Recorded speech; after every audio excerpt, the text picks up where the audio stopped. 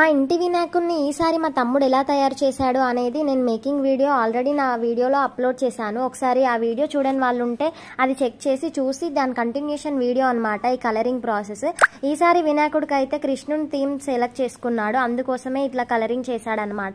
కానీ ప్రతి సంవత్సరం కన్నా ఈ సంవత్సరం కలర్ వేయడం చాలా కష్టం అనిపించింది మా తమ్ముడికి. ఎందుకంటే కంటిన్యూస్గా వర్షాలు పడుతూనే ఉన్నాయి. వినాయకుడిని చేసిన తర్వాత అది ఆరకపోయేసరికి పగిలినట్టుగా వస్తుంది కదా, సో చాలా ఇబ్బంది అనిపించింది. ఫ్యాన్ పెట్టి అది ఆరిన తర్వాత కలర్ వేశాడు. నేను ఈ వీడియో ఎప్పుడో అప్లోడ్ చేయాల్సింది, కానీ వినాయక చవితి రోజు 4 o'clock కంప్లీట్ అయింది కలరింగ్ ప్రాసెస్, అందుకోసమే లేట్ అయింది. కృష్ణుడి థీమ్ సెలెక్ట్ చేసుకున్నాడు కదా, సో కిరీటం ఉంటే బాగుందా తలపాగా ఉంటే బాగుందా అనేది మీరు కామెంట్ చేయండి. అలాగే లాస్ట్ ఇయర్ వినాయకుడిని ఎలా తయారు చేశాడు అనేది వీడియో లాస్ట్లో నేను అప్లోడ్ చేస్తాను, చూడండి. మీకు ఈ ఇయర్ది నచ్చిందా లాస్ట్ ఇయర్ నచ్చిందా అనేది కూడా కామెంట్ చేసి, వీడియో నచ్చితే మాత్రం లైక్ చేసి షేర్ చేసి నా ఛానల్ని సబ్స్క్రైబ్ చేసుకోండి.